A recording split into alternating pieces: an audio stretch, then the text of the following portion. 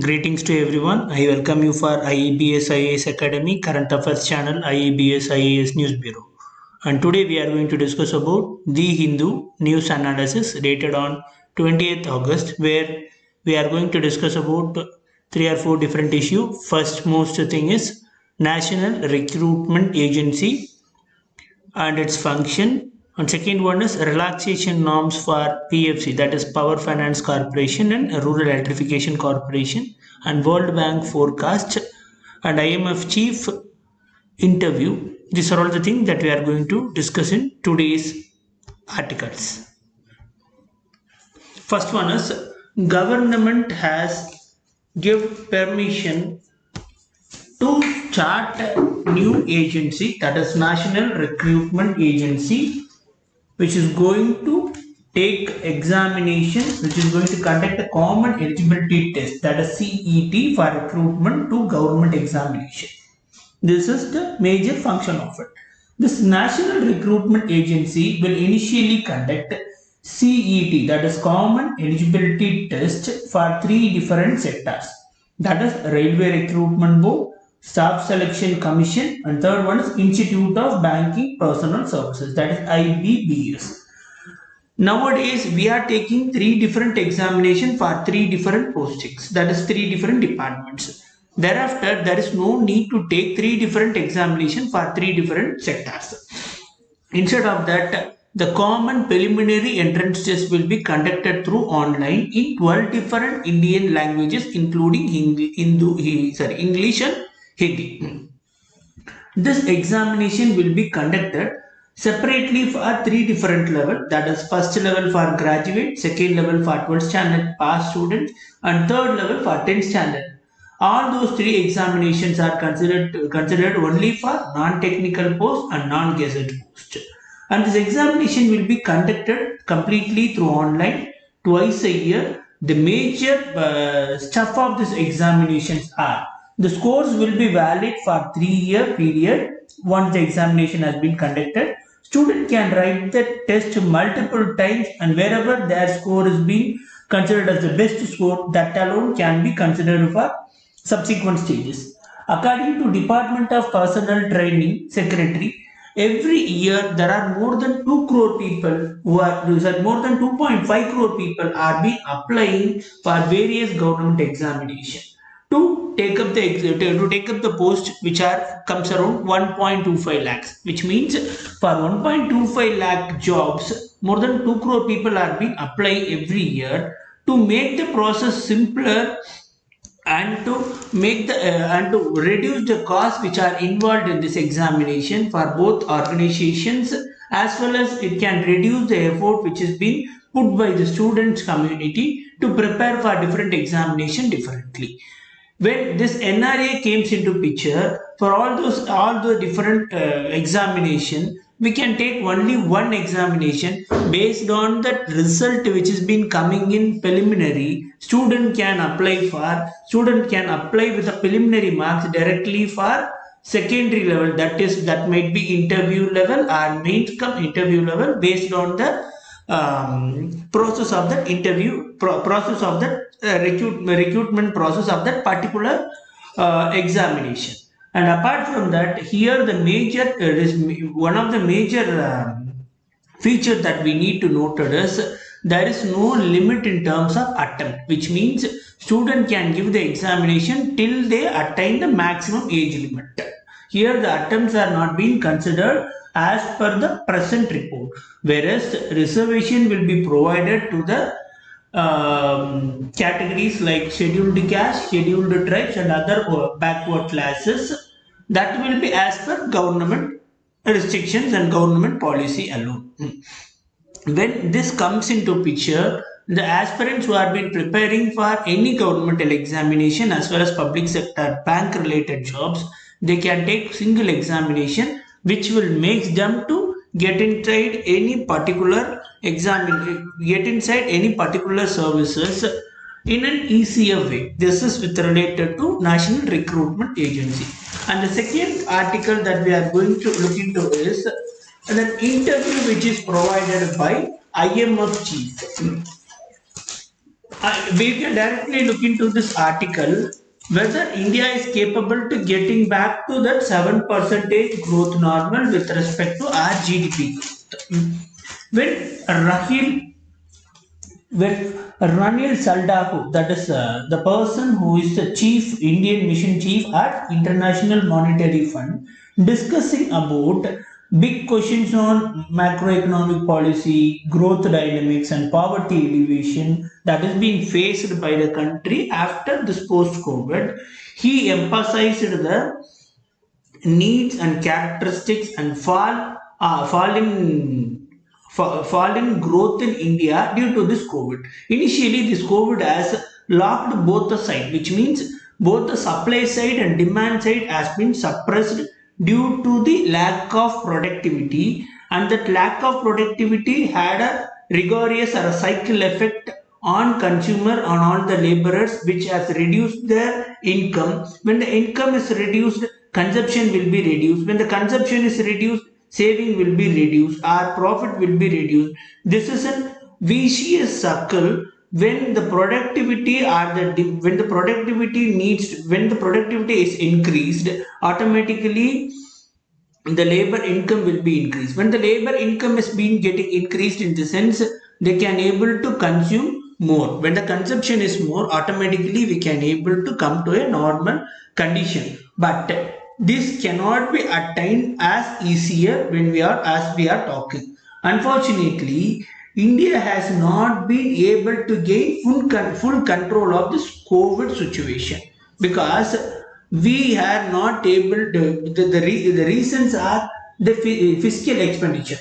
The decision regarding the fiscal expenditure or stimulus are more difficult, given its initial condition of generally high level of government of public debt. Already our government is having a huge amount of debt. In this condition, we can't able to support the entire masses who are looking for help from government. Only the vulnerable section who are looking for basic amenities like food and shelter can be provided either directly through monetary supply or through PDS. That is the only solution which can be provided to the citizens who are in vulnerable section. It cannot be provided to the entire person, and all the efforts are made to support urban employment also, because most of the urban people, they have been moved out of the urban areas to rural areas. When they come back to the urban areas, government or the organization needs to provide a proper employment facility to take back the citizens to a normal layer.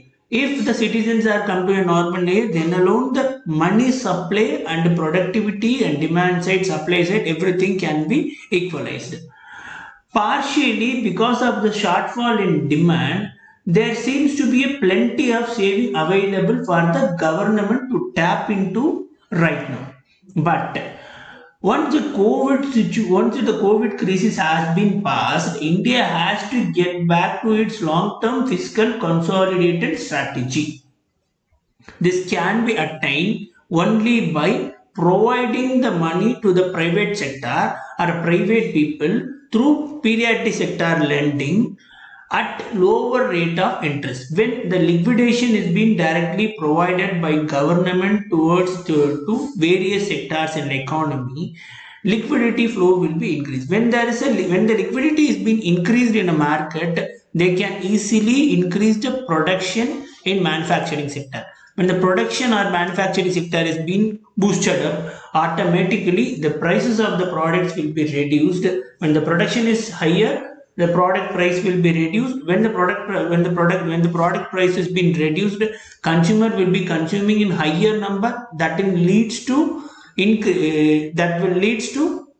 bring out the entire economy from this pandemic crisis. This is the solution which is suggested by Indian Mission Chief Ranil Salgado in this particular article, and he is also selling about the one silver line, that is an advantage of our economic front is India is already a developing country where a relatively young population can able to those young population can be utilized in terms of catching up the productivity level through structural reform and infrastructural investment. If these two are being taken care, easily India can able to bring back or get back to that 7% growth level. And with respect to this center relaxing norms for PFC, that is Power Finance Corporation. Due to COVID, most of the production industries or manufacturing industries are not working in full fledged. Continuously for 3 months, everything has been shut down. So the product power supply, power consumption has been completely reduced. And once again, when you are looking for the household sector, they are not able to pay the electricity bill on time. These are the two different problems which are being faced by electricity department. To bring out this solution for this particular problem, PMC, that is Power Finance Corporation and Rural Electrification Corporation, has made a relaxation towards providing loan to distribution companies with a limit saying that 25% of the capital revenue for the last year can be provided as a loan to PFCs and REBs to make them in a normal to bring them to a normal level. That is, whenever the liquidation is being brought into the market, automatically all the problems will be sorted out. That is what our central government is made in this particular context. And next article is related to World Bank forecast steeper India's contraction. The reason is we need to do some critical reforms in key sector. Otherwise, as per World Bank, our India's GDP growth will be steeper down. Let me look into this particular article. There are some key areas where projections are being made in the key areas like health, land, labor, skills, and finance. They need to come out stronger from this COVID crisis. These all those industries, health, labor, land, skill, and finance, need to brought out of COVID crisis.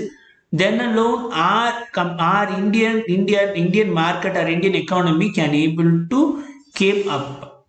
There are some other challenges. These challenges includes if the virus is continuing in the same stage or in the same rate, and further if it is detouring the entire global outlook, and if it leads additional strains to the projected financial sector, then our Indian economy can be in steeper contraction. They are saying that we need to wait till October 2020. As per the present projection, India's fiscal deficit is raised to 6.6% of GDP in financial year 21, and it has remained elevated 5.5% in the following year.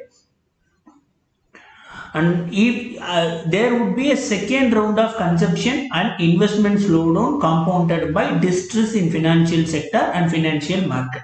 If that is the case, India's projection, World Bank projection in India's economy would contract by 3.2% in financial year 2021 and it rebound slowly in next financial year. Now we came to an end of today's current affairs discussion. Thanks for listening. IABS IAS News Bureau.